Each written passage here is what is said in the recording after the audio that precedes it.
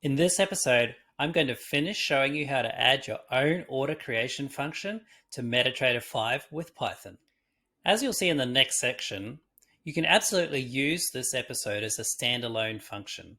However, I really recommend that you do the previous episode.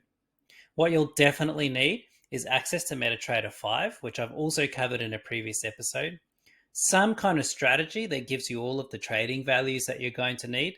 I cover the EMA cross strategy in this particular series. And then you'll need all of those trading values that you definitely need to make an order. Things like your stop loss, your take profit, and your entry price. Once you've got all of those things, you're ready to go. So let's get into it. Here's what we're going to be doing for the next 4 episodes as we continue building our MetaTrader 5 Python trading bot. Together, we're going to be learning the best way to place orders on MetaTrader 5, but in a way that is safe and secure and is going to protect you from loss. Now, when we talk about building these orders on MetaTrader 5, there's 4 distinct steps that we need to go through, and I'll show you how to do each and every single one of them. The first one is to calculate your lot size, which can also be called the volume. This is what determines the size of your order on MetaTrader 5. The next thing you need to do is to check your order. Now, what this does is it sends it to the MetaTrader 5 server without being an order and checks it. If there's any issues that it comes up with, it can't check everything, but it checks a lot of things. And if there's any issues, it lets you know before you attempt to place that order. The third thing, as you've probably guessed, is to actually place the order itself. And I'll show you how to do that, but also how to catch some of the really, really common error codes that MetaTrader 5 can give you and where to go if you want to check out what they mean. And finally, we want to wrap all of those pieces together so that your MetaTrader 5 Python trading bot absolutely nails the order placement in a way that is fast, efficient, and safe. Now, I've broken this into 4 separate episodes so that you can zero in on whatever topic you kind of feel like is going to be the most helpful for you. So jump into the description below if you want to see the links to any episodes, and let's continue.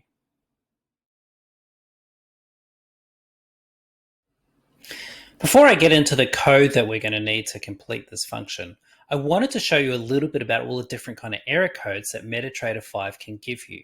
Now, these error codes come from the MetaTrader 5 server, and I've linked this website in the description. It's really important that you know where these are because there's hundreds and hundreds of different kinds of errors that MetaTrader can give you. Now, in this particular episode series, I cover off some of the basics, things like your true value, the return code, it all worked, but also common things like an invalid price function or an invalid volume function.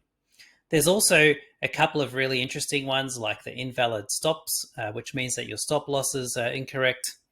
And then if we scroll down a little bit further to 100, excuse me, to 10026, you'll also see that there's one when the auto trading is disabled by the server. Now that particular error code simply means that when you started up MetaTrader, you forgot to turn auto trading off, which will stop your Python code from working. Let's get into some code. You can see here I've gone back to the function that I used in the previous episode where we checked the order, and now we're going to use that same function to send the order to MT5. Now, this might seem like a lot of code, but to be honest, when you're doing this through MetaTrader, it's almost instantaneous, unless, of course, you've made an error. So let's get into that now. The first thing that we're going to do is just a standard send the order to MT5. And we're going to use the same function in a bit of a pseudo-recursive kind of manner. So to do that, we're going to get the order result and send it straight off to MetaTrader 5. Now, in the previous episode, if you'll remember, we would actually have a variable that says if we're going to use the direct function or not. So if it's not direct, it's going to check the order before it sends it. Now we're going to go through some of the outcomes that the order result can come back with. And this is where we kind of use those error codes that I was talking to you about. Now, you can imagine that for a fully fleshed out, amazing trading bot, you would go through and get every single one of those error codes. But frankly, that's probably outside of what we need to do for a generic trading bot that we're creating at the moment. So we're just going to cover off some of the basic ones. The first one is the one that hopefully you get every single time, which is the order result is equal to that code there, 10009. That means that it's been successful. The order has been placed. Some of the other options that we might get are if auto trading has been left on. Now, this is the most common error that people come across because it can happen every time you change accounts on MetaTrader 5. So if you're using a paper account, you go to a real account, that can often happen. And unfortunately, there's no way to turn it off in code that I know of.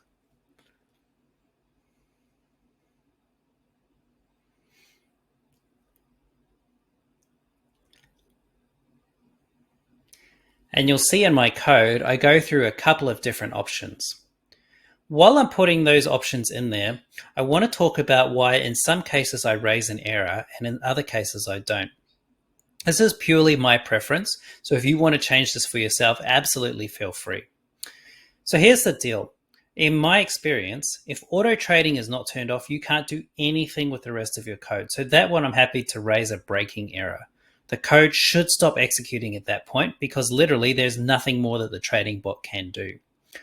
On the other hand, particularly if you're doing high frequency trading, you might think of something like an invalid price as not really being a problem. Maybe you managed to hit some sort of big gap in the market. Maybe some amazing news came out and it's completely changed the graph. An invalid price doesn't necessarily mean that you got something wrong. It can sometimes just mean that by the time you got the price there, even when it happens within a second, it's just no longer valid.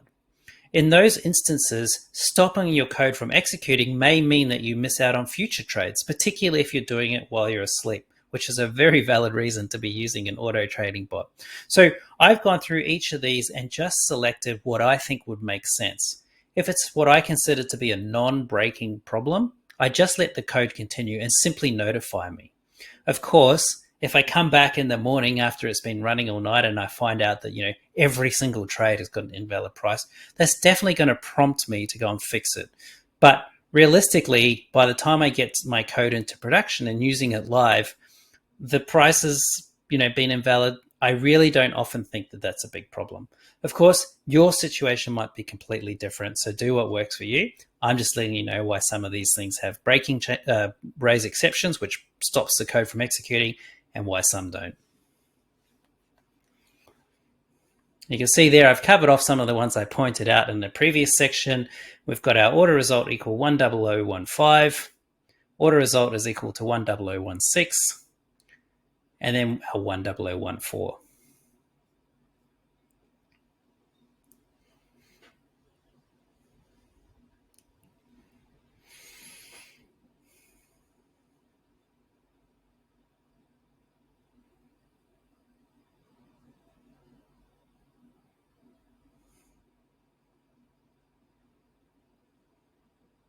Okay, then we've got a default one, which basically picks up any other error and tells you what it is. And because we don't really know what these errors could be because they are the default, I've put in there that we should break the execution as well. That just makes sure that we don't have something weird and wonky that goes along and blows our whole account balance or something unpleasant like that.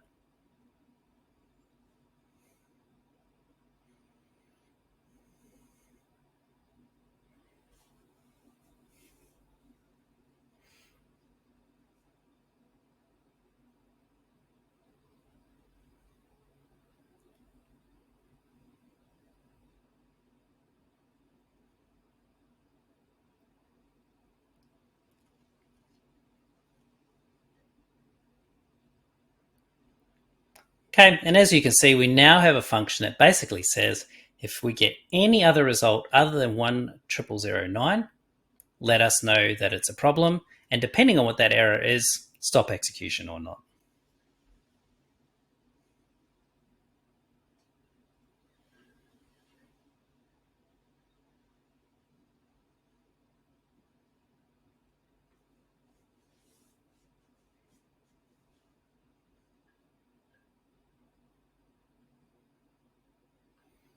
Like I said, you can absolutely go through and add your own custom errors to this if you want to. I can promise you that for some of my more advanced bots, I definitely catch other errors.